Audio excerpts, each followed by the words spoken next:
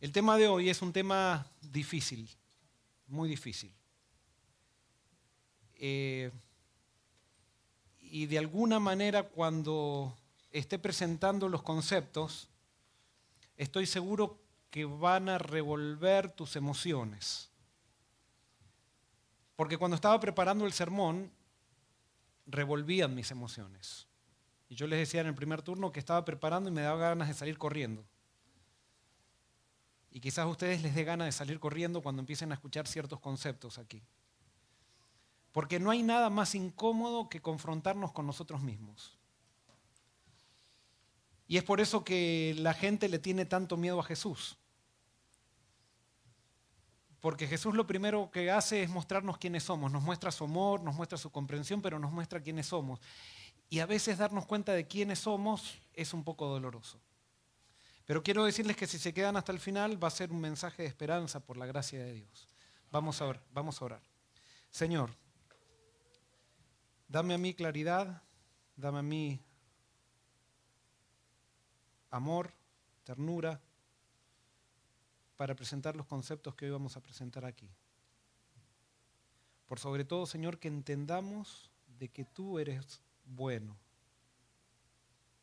que tú nos amas y que tienes un plan para nosotros.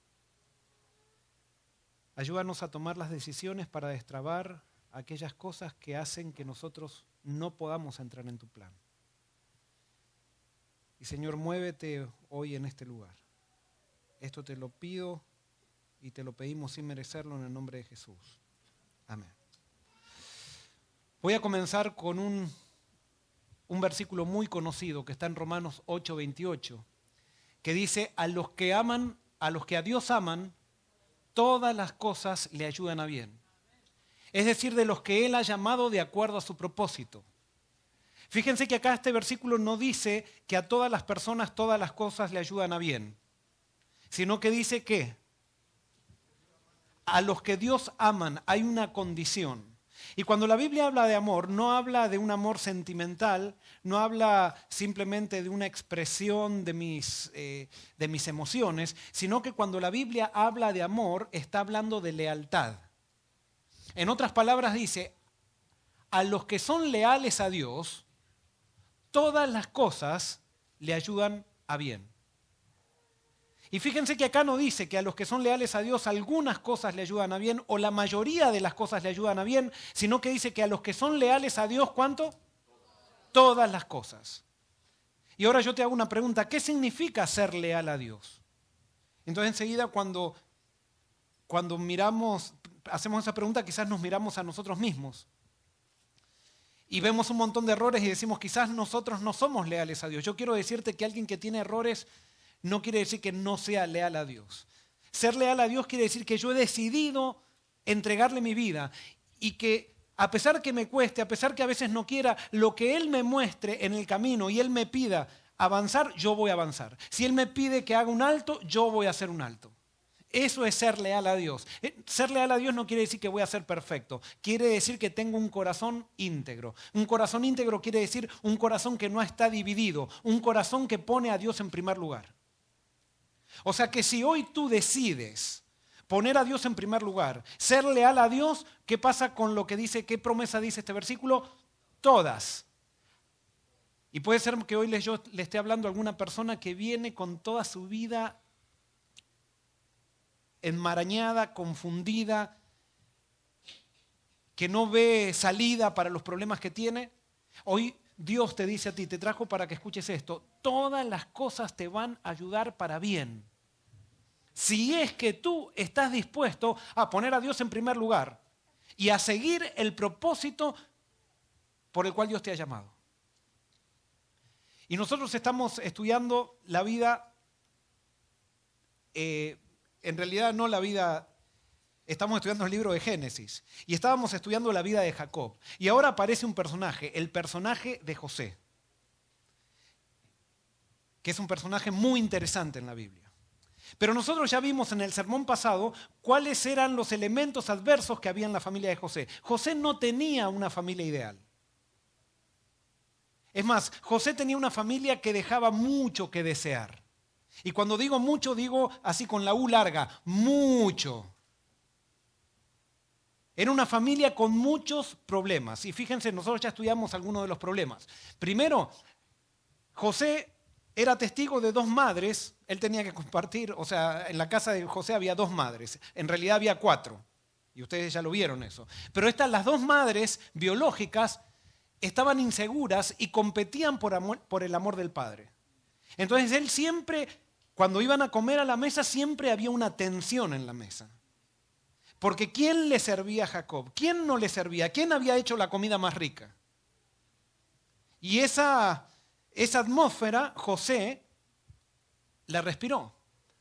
Segundo, José cuando era pequeño estaba todo contento, él esperando el nacimiento de su único hermano biológico, o hermano no biológico, sino hermano de padre y madre.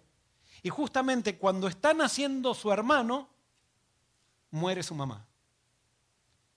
Una crisis en la vida de José, un trauma en la vida de José, un trauma en la vida de cualquier niño que pasa por la pérdida de su madre. Tercero, José es testigo de la violación de una hermana, de Dina. Y nosotros ya estudiamos eso. Y no solamente es testigo de eso, sino que después, a raíz de esa violación, sus hermanos toman venganza y hacen una guerra a Siquem y matan a todos los hombres de Siquem y se transforman en ladrones porque le roban todo lo que tenían los de Siquem y se transforman también en esclavistas porque toman a todas las mujeres y los niños y los llevan esclavos a la familia de Jacob. Y esa era la familia de José. Hoy quizás esto viene para hogar y familia un poquito.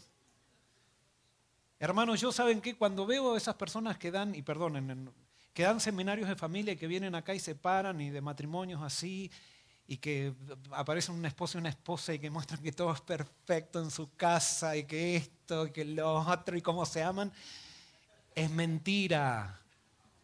Es mentira. Estamos cansados de la iglesia que juega a ser imagen. No digo que no se puedan amar las personas, pero no hay familias perfectas. No encontramos ninguna familia perfecta en la Biblia. Hay familias que van hacia la perfección o que van a la imperfección. Lo que Dios nos pide, Él nos toma de donde estamos y nos lleva hacia donde Él está. Lo único que Dios nos pide es que crezcamos desde el lugar donde nosotros estamos. No importa cuán bajo hayamos caído, no importa cuán enredada esté nuestra familia, no importa cuántos problemas tenga nuestra familia, Dios la toma de ahí y lo lleva, si nosotros estamos dispuestos y no nos resistimos, nos lleva hacia donde Él quiere. Y sí, hay familias que se transforman en familias muy sólidas, pero nunca van a ser familias perfectas. Es más, perfección en la Biblia, en el sentido de la Biblia, sí van a ser perfectas, porque perfección en la Biblia significa alguien que crece. Eso es simplemente perfección en la Biblia. Entonces sí va a haber familias perfectas al estilo bíblico, pero no al estilo griego, donde perfección es ausencia de errores, donde todo es un oasis. No, eso no existe mientras vivamos en esta tierra. Pero entonces ahora vamos a analizar un poco la historia de la familia de Jacob y vamos a Génesis capítulo 37. Y ahora yo quiero que me ayuden a descubrir algunos elementos aquí en la Biblia, algunos elementos que nos van a ayudar a ver cuáles eran las características de esta familia, más allá de lo que nosotros ya vimos. Génesis 37, versículos 1 en adelante, dice así: Jacob se quedó a vivir en la tierra de Canaán, donde su padre había vivido. Esta es la historia de la familia de Jacob. Fíjense, la historia de la familia de Jacob es la historia de José. Porque José hace un quiebre en su familia, termina una tendencia de errores que se habían repetido por generación en su familia, y José hace el quiebre para que esa familia se transforme realmente en la familia que da origen al pueblo de Dios. Y sigo diciendo, versículo 2 dice: esta es la historia de la familia de Jacob. José tenía 17 años de edad y apacentaba las ovejas con sus hermanos. El joven José estaba con los hijos de Bilhá y con los hijos de Silpa, las mujeres de su padre. Y José informaba a su padre de la mala fama de ellos. Aquí tenemos el primer elemento que aparece en la familia de José. ¿Cómo eran los hijos de Jacob? ¿Hijos con qué? Con mala conducta. Y no solamente tenían mala conducta, sino que su conducta había llegado a ser tan mala que ahora había generado una mala ¿qué? Una mala fama. Seguimos. Versículo 3. Israel amaba a José más que a todos sus hijos, porque lo había tenido en su vejez, y por eso le hizo una túnica de diversos colores. Acá vemos otro problema.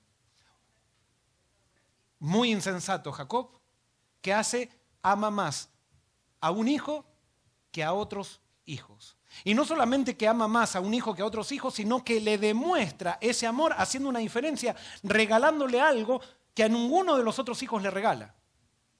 Una insensatez total de parte de Jacob. Preferencia entre hijos encontramos en esta familia y encontramos entonces regalos que marcaban esas diferencias. Seguimos en el versículo, ayúdenme a saber en qué versículo estamos, porque yo... vamos al 4 ahora, dice, al ver sus hermanos que su padre lo amaba, más que a todos ellos, lo odiaban y no podían hablarle de manera pacífica. O sea, ¿qué había en esa familia? Había aborrecimiento, había odio. Y es más, dice que no podían hablar de manera ¿cómo? Pacífica. Que maltrataban verbalmente ¿a quién? A José. O sea que José también era víctima de palabras violentas. Una familia tremenda.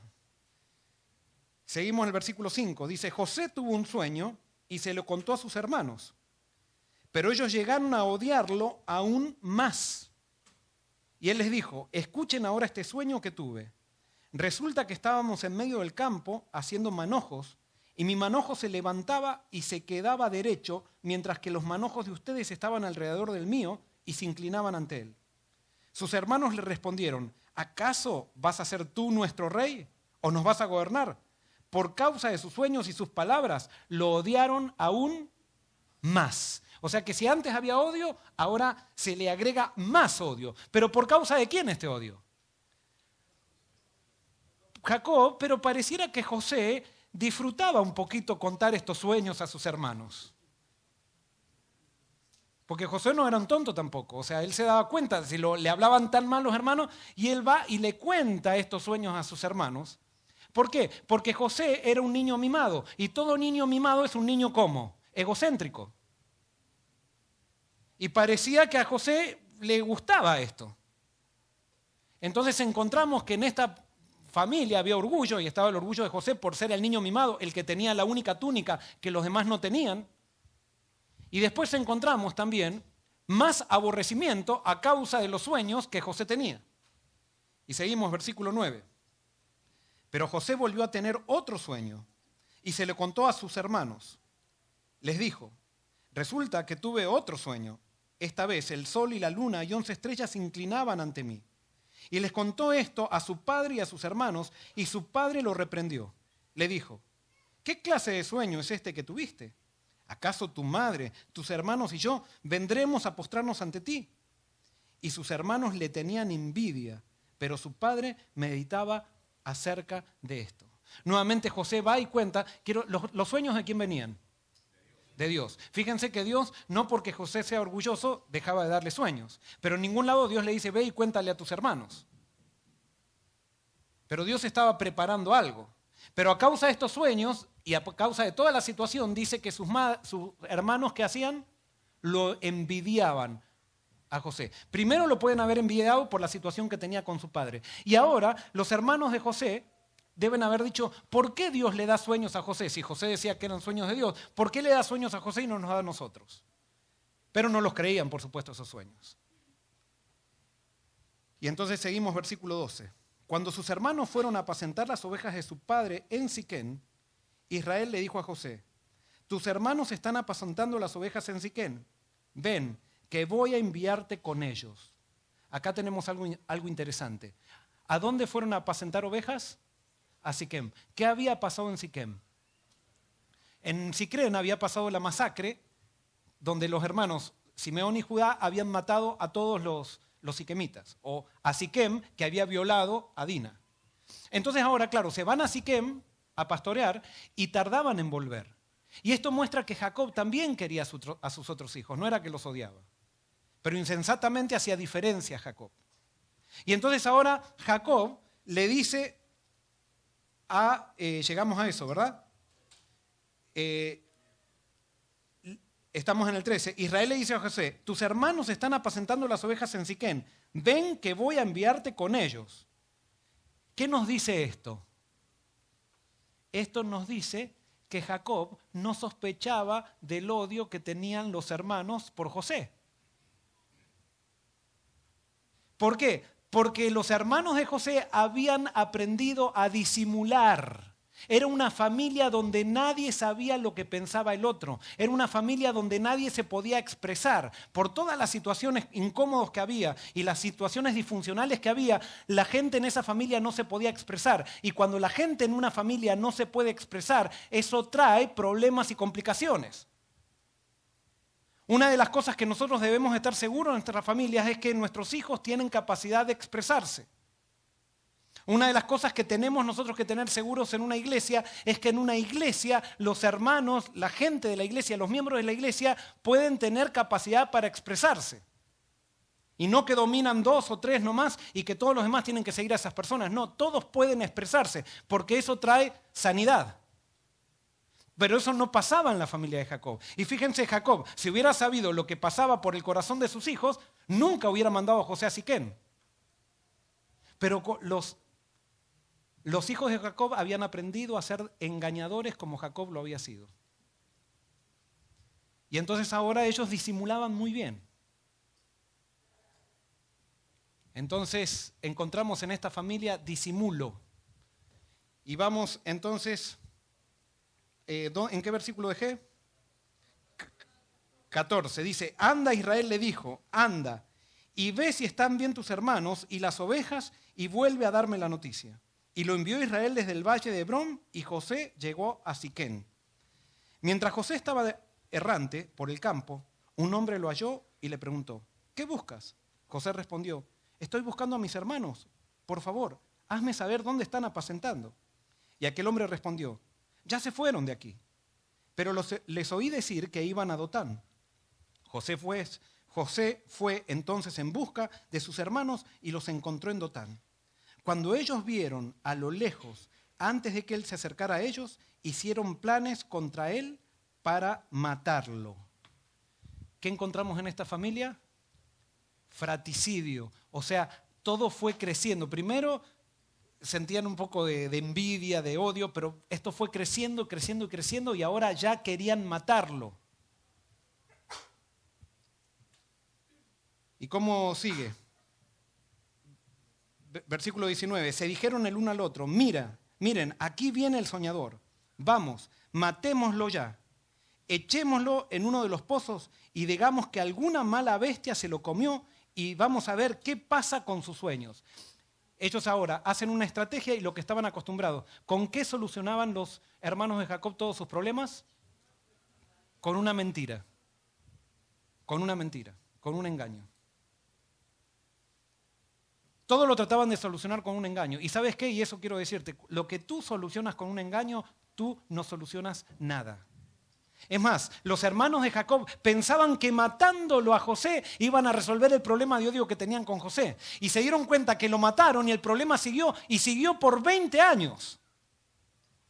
Y ese problema cada vez era más grande en su mente. Muchas veces nosotros, para solucionar nuestros problemas, huimos de nuestros problemas. Eso no es solución, eso es cobardía. Y perdonen lo que voy a decir ahora, pero el divorcio no te soluciona nada. El divorcio no te soluciona nada.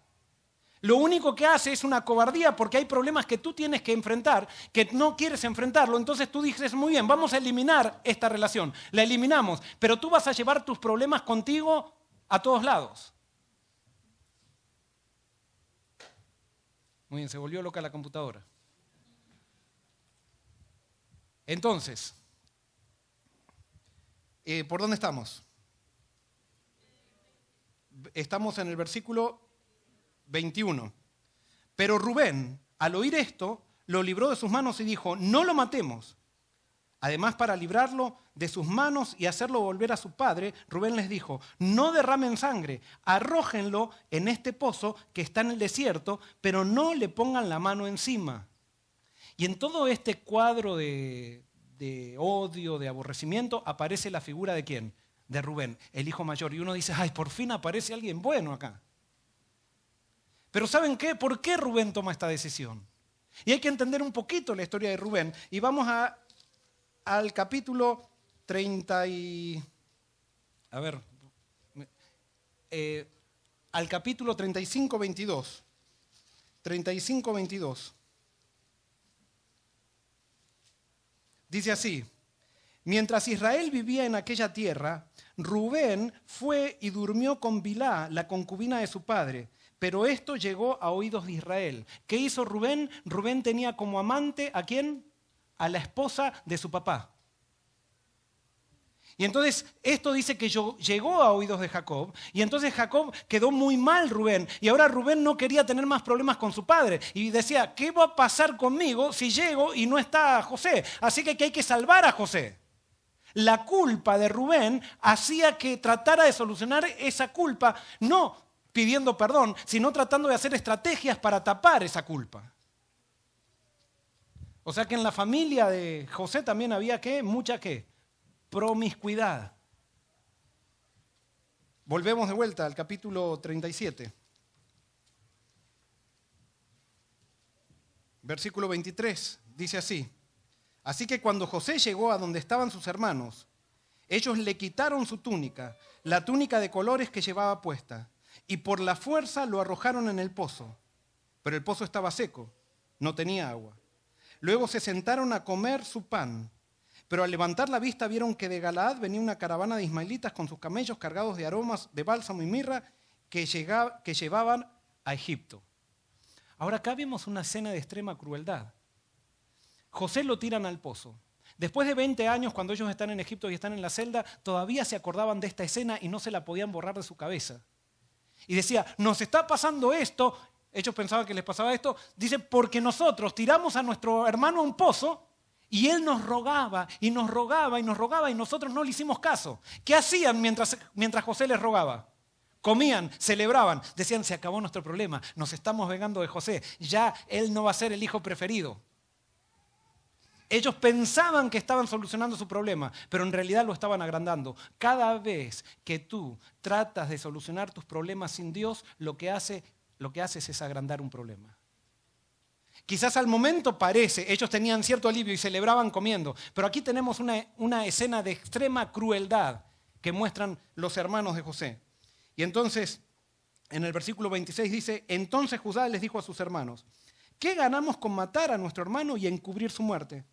Vengan, vamos a vendérselo a los ismaelitas. No levantemos la mano contra él, pues él es nuestro hermano, nuestra propia carne. Ahora surge Judá. Y surge con una idea brillante para él. No lo matemos, es nuestro hermano. Parecía bondadoso. Vendámoslo. Vendámoslo. ¿Eso cómo se llama? Eso se llama farisaísmo. ¿Qué hace el fariseo? El fariseo, sus obras peores las quiere tapar con sus obras un poquito mejores, que no llegan tampoco a ser buenas. Es, por ejemplo, la persona que vive chusmeando acá en la iglesia y genera un montón, pero después viene y pone una gran ofrenda y dice, hermanos, hay que ofrendar, hermanos. Y Dios le diría a esa hermana o hermano, le diría, hermano, hay que dejar de chismear. ¿Qué tanta ofrenda? No dejen de dar ofrenda. Pero es necesario que seamos lógicos y coherentes con nuestra propia vida. No es una cosa y la otra, es todo. Y eso Judá ahora dice, miren, no somos tan malos, lo vamos a vender. Farisaísmo. Y entonces, ¿estamos en qué versículo? 28. Cuando los mercaderes madianitas pasaron por allí, ellos sacaron del pozo a José y lo vendieron a los ismaelitas por 20 monedas de plata. Y ellos se llevaron así a José a Egipto. Y acá deben haber dicho los hermanos de José, qué bien, no lo matamos y todavía ganamos plata. O sea, surge el materialismo que tenían, porque una de las cosas por las cuales ellos odiaban a José era porque José era el primogénito de Raquel. Y si era el primogénito, iba a heredar todas las cosas. Entonces ellos no querían eso. Pero ahora, o sea, lo pueden vender. ¿En qué se habrán gastado esa plata? No sé, pero no les sirvió absolutamente de nada. Satisfacción efímera. Nosotros sacrificamos muchas veces felicidad eterna por satisfacción momentánea o efímera. Y entonces, versículo 29 dice, cuando Rubén volvió al pozo y no halló a José dentro, se rasgó los vestidos. Luego volvió donde estaban sus hermanos y les dijo, el niño no está, ¿y yo a dónde iré? ¿Por quién estaba preocupado Rubén? Por él, no estaba preocupado por José. Ahora, ¿qué le digo a Jacob, a mi papá? Versículo 31. Entonces ellos tomaron la túnica de José, degollaron un cabrito y con la sangre tiñeron la túnica. Y enviaron la túnica de color a sus padres y se la presentaron y dijeron, esto es lo que hemos hallado. Fíjate si es o no la túnica de tu hijo. Aquí encontramos el egocentrismo de Rubén, pero después encontramos también alguna manera venganza. Nuevamente, un engaño, tratan de solucionar con un engaño todo, y ahora me imagino que ellos cuando le entregaron la túnica manchada a Jacob, deben estar esperando a ver qué cara pone Jacob. Ahora vamos a ver.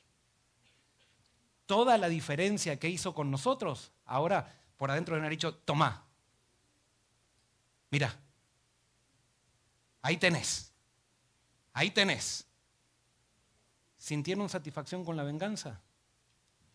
Posiblemente 5 minutos. Posiblemente 5 minutos. Y entonces, dice el versículo 33, cuando Jacob la reconoció, dijo, esta es la túnica de mi hijo. Alguna mala bestia se lo comió. José ha sido despedazado. Entonces se rasgó los vestidos, puso cilicio sobre sus lomos y durante muchos días guardó luto por su hijo. Todos sus hijos y todas sus hijas acudieron a consolarlo, pero él no quiso ser consolado, sino que dijo, bajaré al sepulcro donde está mi hijo guardando luto por él. Y lo lloró su padre. Cuando Jacob vio la realidad, ¿qué le agarró a Jacob? Dice que él empezó a llorar y cuando trataban de venir a consolarlo, él no aceptaba consolación. ¿Cómo le llamamos a eso? Eso le llamamos depresión. O sea, ahora Jacob fue una víctima de una depresión que no le duró un día, 2 días, sino que le duró muchísimos años. Y no sabían los hijos y las hijas cómo levantarlo a Jacob de su depresión. Ahora, hermanos, ¿Jacob dejó de ser cristiano? No dejó de ser cristiano, pero fíjense que la depresión le puede causar a los cristianos también, porque a veces nosotros muchas veces cuando alguien está deprimido decimos, hermano, hay que tener fe. Y pensamos que con eso ahí fuimos muy buenos cristianos dando testimonio diciendo lo que hay que tener fe. A un deprimido no le puedes decir hay que tener fe. Porque el deprimido sabe que hay que tener fe, pero no sabe cómo tenerla. Porque hay algo emocional que lo está aplastando y no sabe cómo solucionar esa presión interior que siente. Y por eso tenemos que ser muy cuidadosos cuando nosotros tratamos de dar testimonio. Porque la cuestión no es ayudar a alguien para yo sentirme bien porque hice obra misionera, sino que yo tengo que ayudar a alguien porque quiero ayudar a esa persona. No para después decir, y yo fui a visitar a fulana que estaba deprimida y entonces hicimos obra misionera el sábado de tarde. Y entonces, ¿quién es el centro? Soy yo. El ego, somos nosotros. Y ¿saben qué? Muchas veces tenemos ese estilo de misión nosotros en la iglesia. Queremos ir a rescatar a alguien para después venir y decir, yo lo rescaté, hermanos, yo. No lo decimos así. Pero no necesitamos decirlo para darnos cuenta que es así. Y yo lo he hecho, hermanos. Por eso alguien puede decir, ¿y usted cómo sabe? Porque me conozco. No hay nada bueno en nosotros.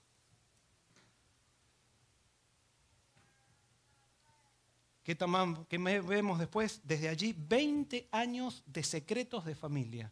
Porque Jacob siguió deprimido, pero los hijos de Jacob no se animaron a decirle nada, ni le dijeron nada a quién, ni a sus esposas. Todo el mundo engañado. Esta era una familia que estaba acostumbrada a vivir con secretos. ¿Y saben qué? Cuando las familias viven con secretos, eso trae enfermedad. Eso trae enfermedad. Cuando no hay confianza en una familia, cuando somos todos políticos, eso pasa en las iglesias también, que a veces en las iglesias todos venimos acá a mostrar que somos los adventistas, que ya hemos superado todo y que nadie se vaya a enterar de nuestros problemas porque si no perdemos imagen. Y la iglesia se ha transformado en un tapaproblemas en vez de ser una solucionadora de problemas. Es más, muchas veces venimos a la iglesia simplemente para trabajar para Dios, pero Dios quiere trabajar en ti, no quiere tanto que trabajes para Él, sino que Él quiere que tú dejes que Él trabaje en ti.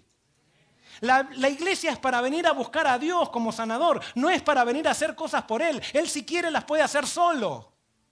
Pero cuando nosotros nos dejamos sanar por Dios, no podemos dejar de servirlo, pero no lo servimos para sentirnos bien, sino que lo servimos porque Él nos sirvió primero.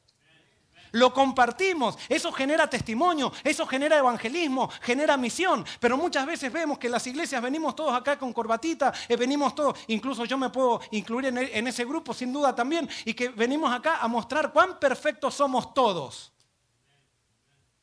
Cuando en realidad no lo somos. Y es más, ni Dios lo está esperando que lo sean. Pero pastor, dice, sed vosotros perfectos como vuestro Padre en los cielos es perfecto. Es que ahí cuando dice sed vosotros perfectos, lo que está diciendo, y no lo voy a demostrar ahora, lo que está diciendo es crezcan continuamente, crezcan, no importa dónde están. Y si no fuera así, estas historias no aparecerían en la Biblia. Miren esta familia, miren las características de esta familia, que es la familia originaria del pueblo de Dios.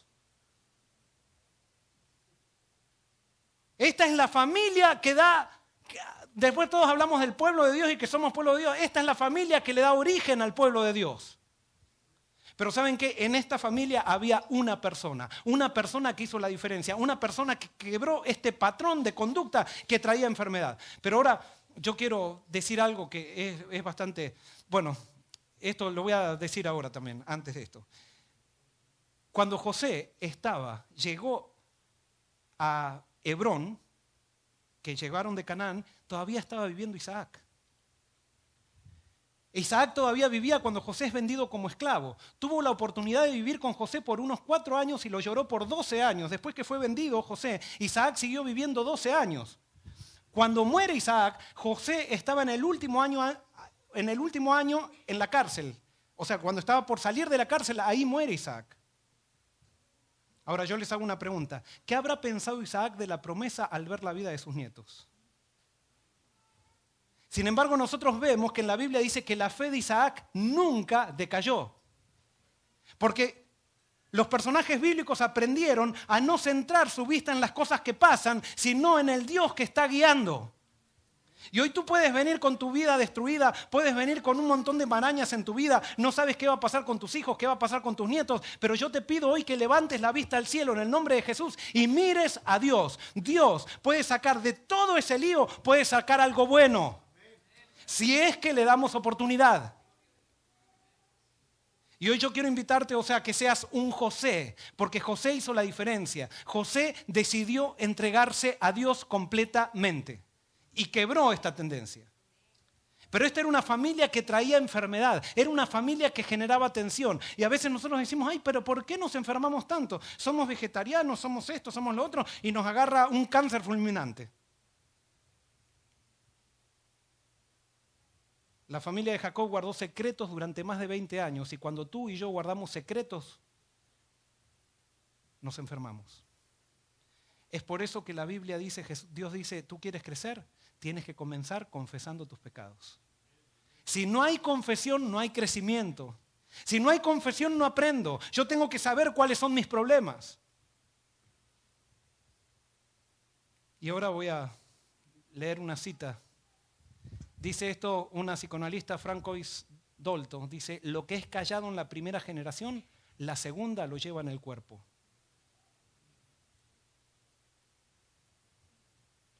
Un niño que ve todo el día peleándose, que sus padres están peleando.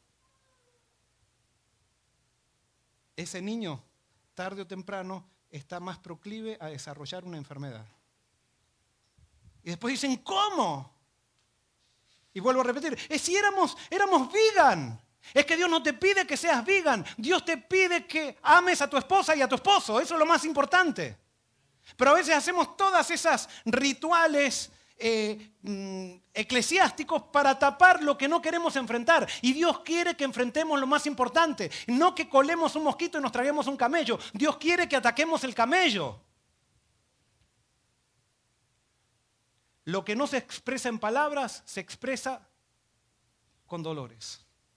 Cuando yo vivo en una familia que no puedo expresar nada, que todos estamos con miedo, tarde o temprano, como no puedo expresar nada, lo voy a expresar con una enfermedad de eso.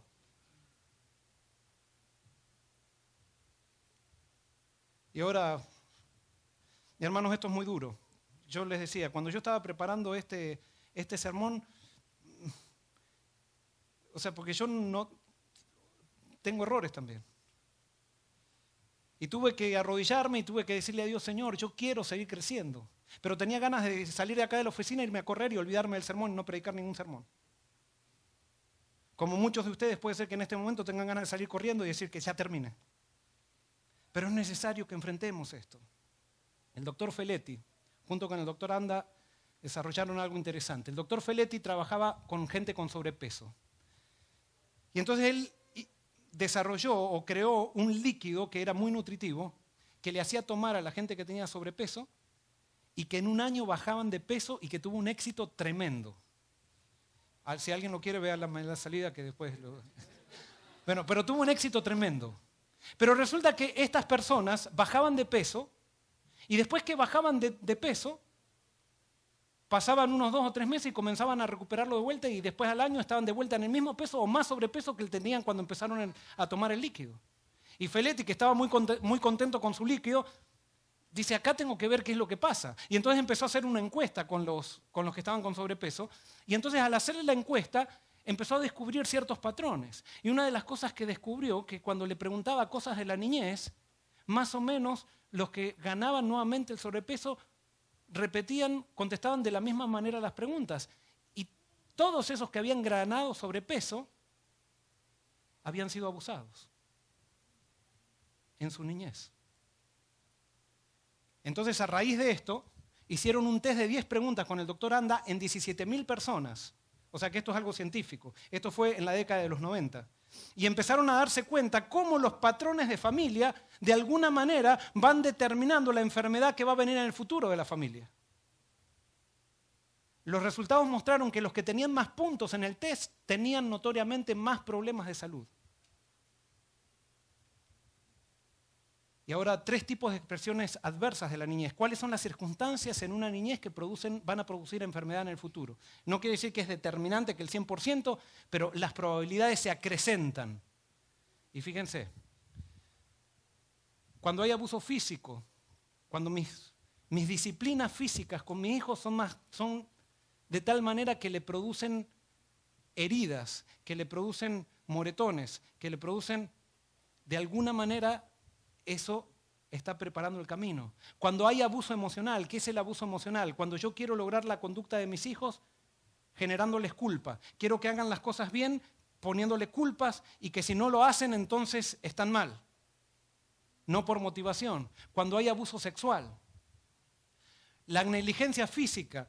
Por ejemplo, las familias donde los chicos crecieron, donde no tenían horarios para comer, o sea, y que muchas veces pasaron hambre o que estaban sucios y que no se les cambiaba el pañal demasiado seguido. O sea, eso es negligencia física o negligencia emocional. En el caso, por ejemplo, de los padres que se las pasan trabajando para enviarlo a buenas universidades a sus hijos y resulta que no pasan tiempo con sus hijos o no pasamos tiempo con nuestros hijos.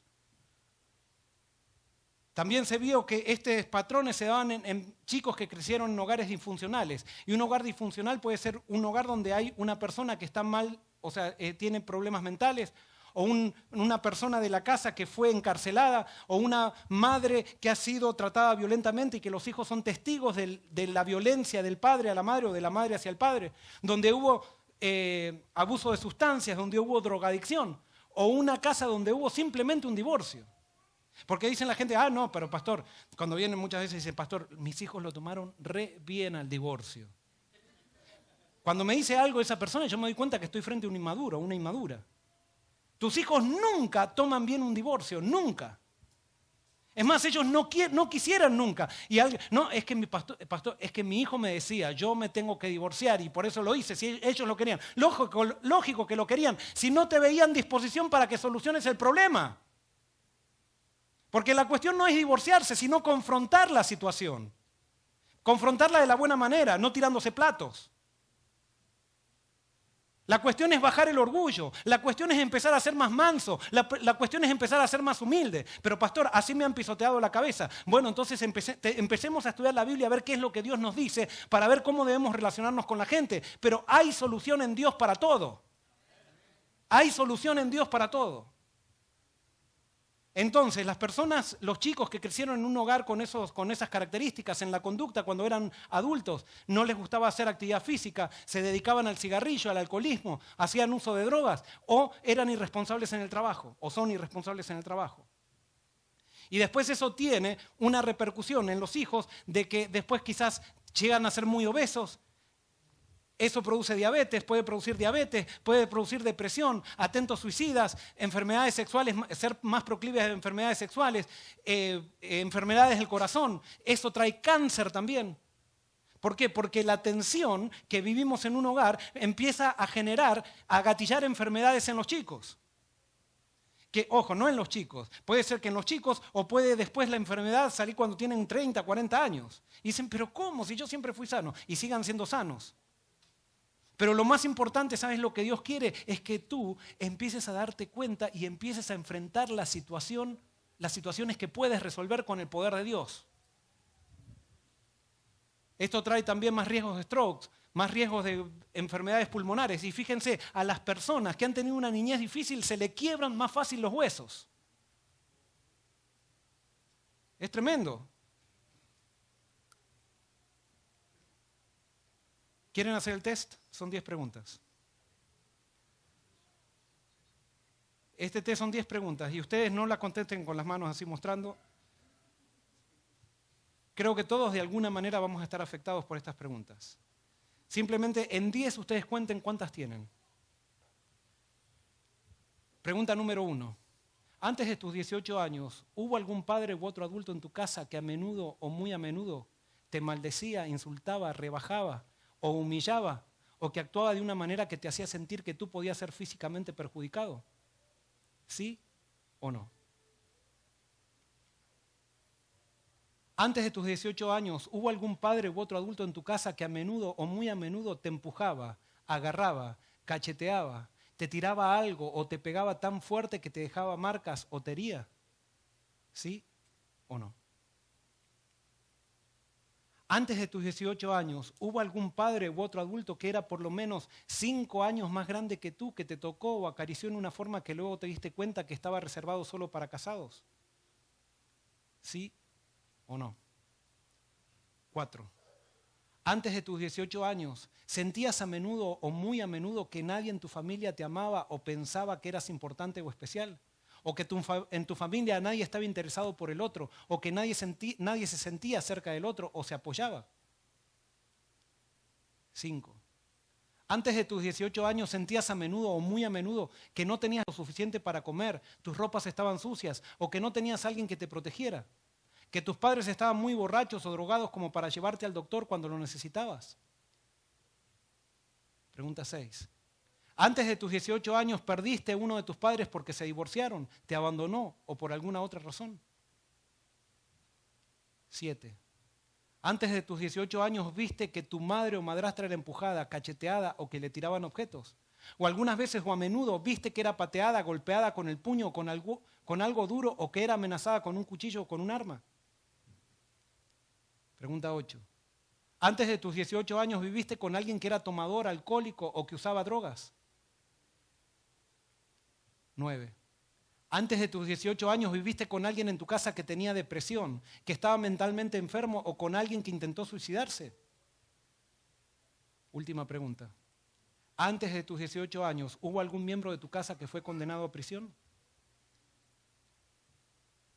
Con que respondan un sí a una de todas estas preguntas que aparecen en cada pregunta es un sí completo para toda la pregunta.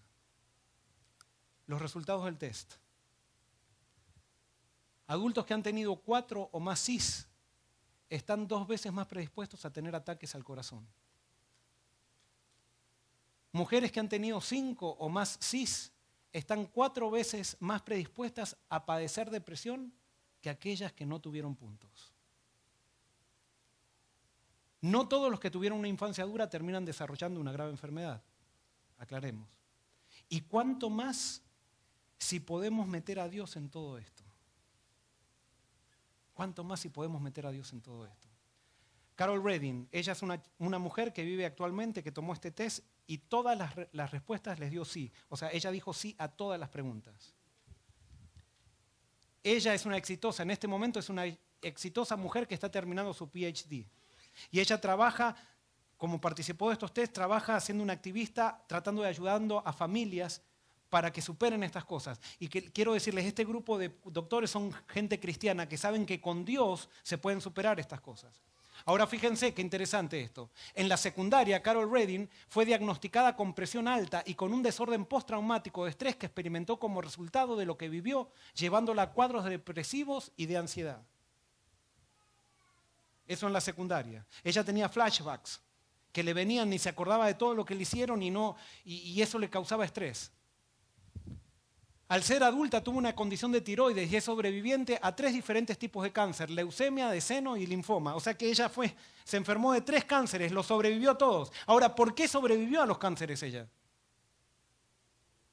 Porque ella estuvo dispuesta a enfrentar esto, ella estuvo dispuesta a confesar esto, ella estuvo dispuesta a trabajar con esto, que no sabía cómo manejarlo. Y cuando yo trabajo con las cosas que no sé cómo manejar, cuando yo pido ayuda, cuando yo busco ayuda, la tensión comienza a salir de mí y esa es la tensión que me alivia de las enfermedades. Y por eso si ella no hubiera enfrentado esta situación, el primer cáncer la hubiera matado. Pero ella está luchando, como todos tenemos que luchar. ¿Cómo termina la vida de José? Génesis 50, 15 al 26.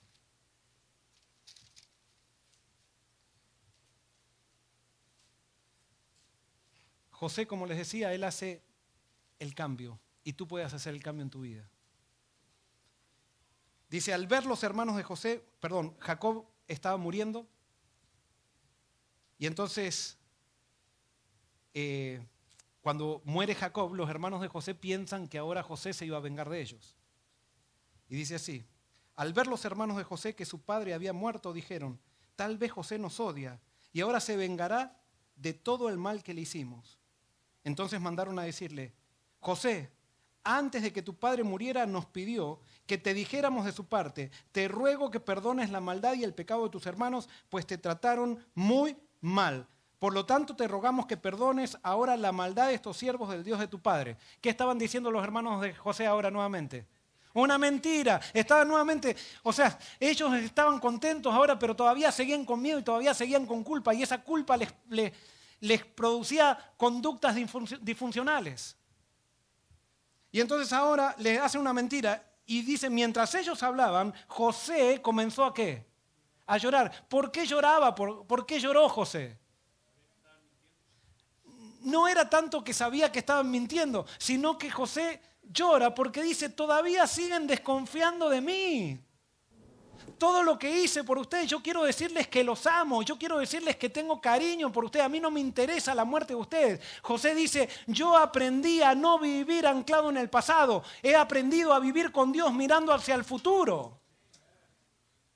Y por eso si tú y yo queremos sanar de todas esas cosas que todos tenemos, es necesario que dejemos de mirar al pasado y empecemos a mirar al futuro. Pero entonces alguien dice, pero cuando me encuentro con el pasado, ¿qué hago? Cuando te encuentras con el pasado, acepta el señorío de Dios en tu vida y mira lo que José dice, porque José entendía de que Dios era el que permitía todo. Y que Dios lo permitía todo por un bien, no por un mal. A pesar de que eran cosas malas, y fíjense cómo sigue, dice, versículo 18, dice, además, sus hermanos fueron y se arrodillaron delante de él y le dijeron, aquí nos tienes, somos tus siervos. Pero José le respondió, no tengan miedo, ¿acaso estoy en el lugar de Dios? Yo no quiero ser Dios y quiero decirte, es necesario que tú dejes de jugar a ser Dios. Porque cuando tú juegas a ser Dios, lo único que haces es quejarte de la vida. Porque tú empiezas a decir, si yo fuera Dios, no hubiera hecho lo que pasó en mi vida. ¿Cómo si Dios es Dios que está en control? ¿Cómo permitió esto en mi vida? José sabía que él no era Dios y lo aceptaba. Y fíjense lo que dice el versículo 20. Y ojo, que José no dicen, no se hagan problema, no pasó nada, muchachos, todo fue bien. No. Versículo 20 dice, ustedes pensaron hacerme, ¿qué? Mal. Pero Dios cambió todo para bien, para hacer lo que hoy vemos, que es darle vida a mucha gente.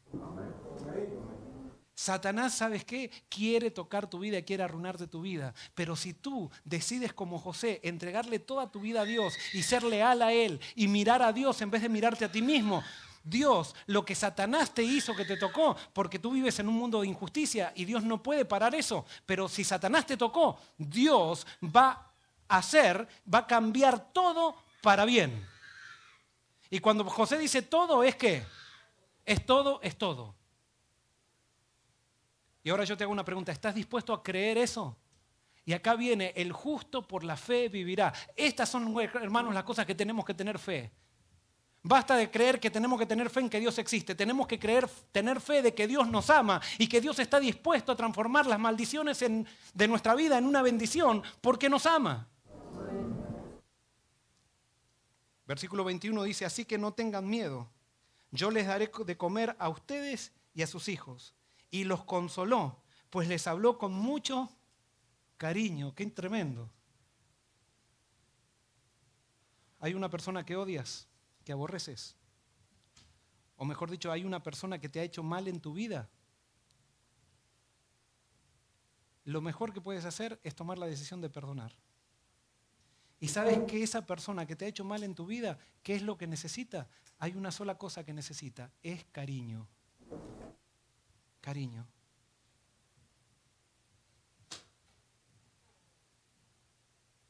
Y Dios te va a dar la oportunidad de darle cariño a aquella persona que te hizo daño.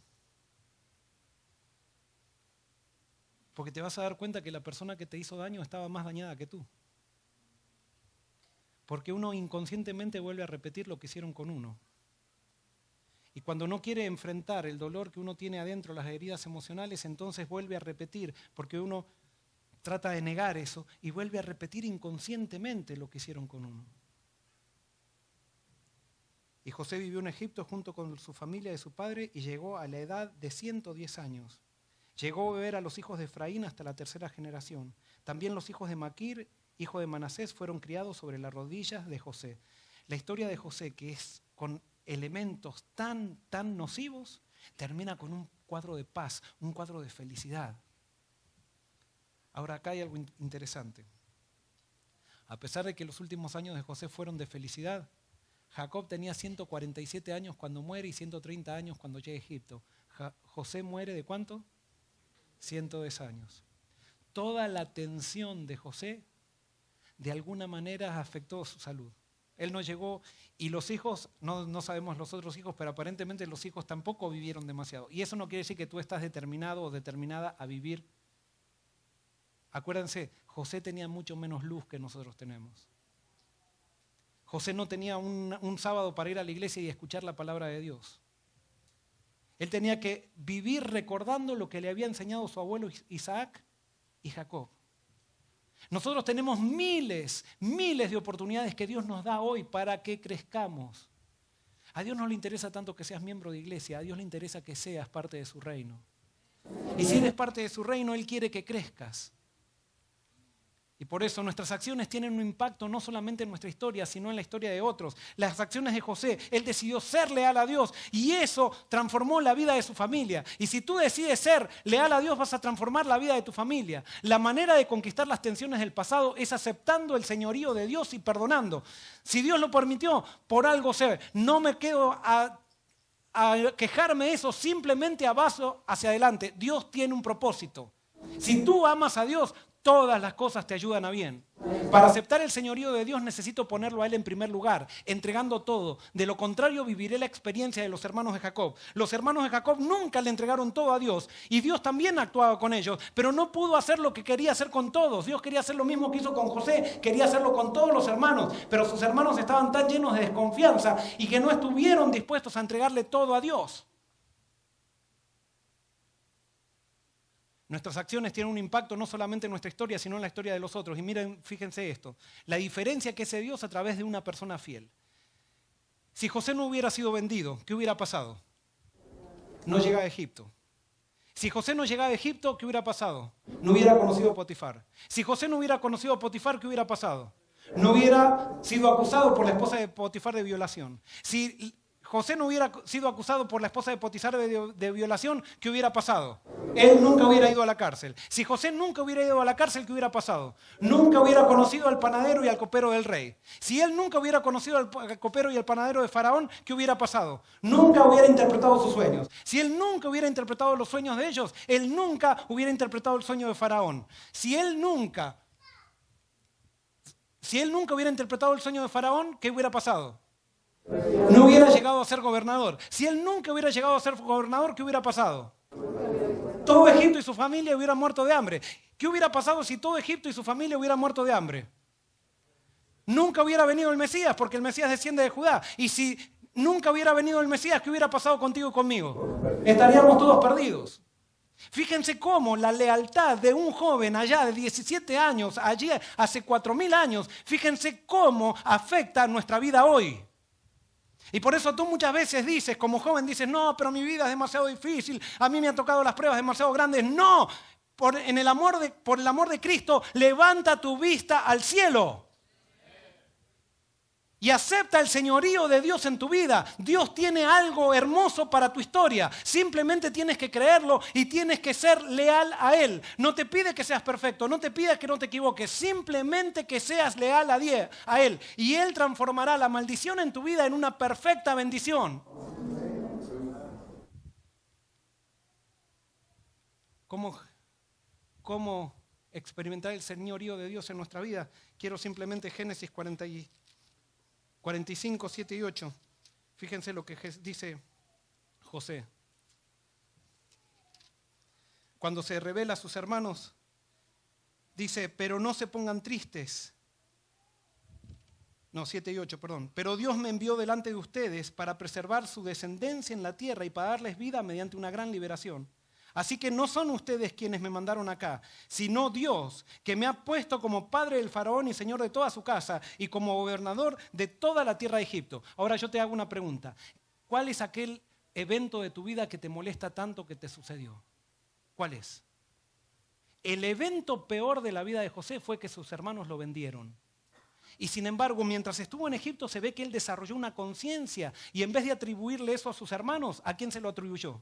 A Dios. Y como él sabía que Dios lo amaba, como sabía que había un Dios real, él decidió poner su confianza en Dios y Dios transformó esa historia miserable que podría haber sido la historia de José en la historia más hermosa de la Biblia. Dios quiere hacer una historia hermosa contigo. No te desanimes en las circunstancias difíciles, no te desanimes en los problemas. Dios tiene todavía un propósito. Romanos 12, 1 y 2. Esto lo dice Pablo, Romanos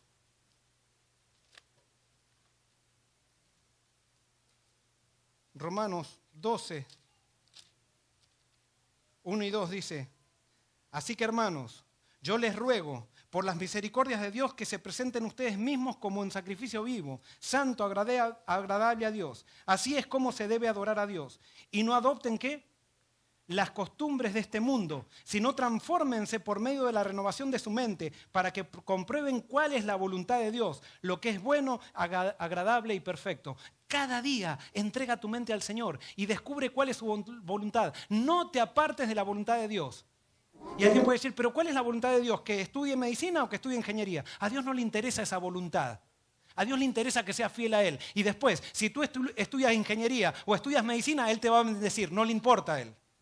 Él lo único que pide es que tú estés en lealtad hacia Él. Y Él se va a encargar de tu vida. Conclusión.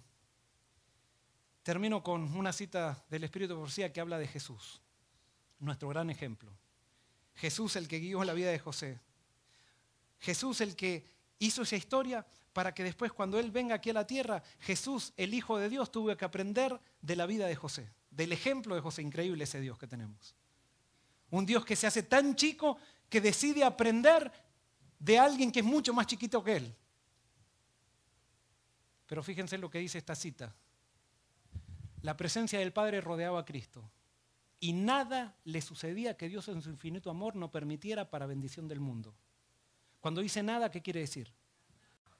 Ahí está diciendo escupidas en la cara, está diciendo clavos en las manos, está diciendo traiciones de amigos, está diciendo gente que no entendía nada. Nada le sucedía sin que Dios lo permitiera. Y entonces dice, esto era fuente de consuelo para Cristo y lo es también para ¿quién? Para nosotros. El que está lleno del Espíritu de Cristo vive en Cristo. Lo que le suceda viene ¿de quién? Del Salvador. Sí, te pueden haber vendido como esclavo a Egipto, pero Dios quiere levantarte de allí, llevarte al Monte Calvario, y cuando estés en el Monte Calvario veas que a pesar de que tus hermanos te vendieron a Egipto, Dios permitió eso y Dios está en el control. Dios está en el control de tu vida. Todos nuestros padecimientos y tristezas, todas nuestras tentaciones y pruebas, todas nuestras pesadumbres y congojas, todas nuestras privaciones y persecuciones, todo, en una palabra, contribuye a nuestro bien. Todos los acontecimientos y circunstancias obran con Dios para nuestro bien. ¿Quieres creer eso? Si hoy decides creer eso, Dios tomará tu historia, que ahora parece un poco complicada, para hacerla también en Cristo una historia hermosa. Que Dios te bendiga.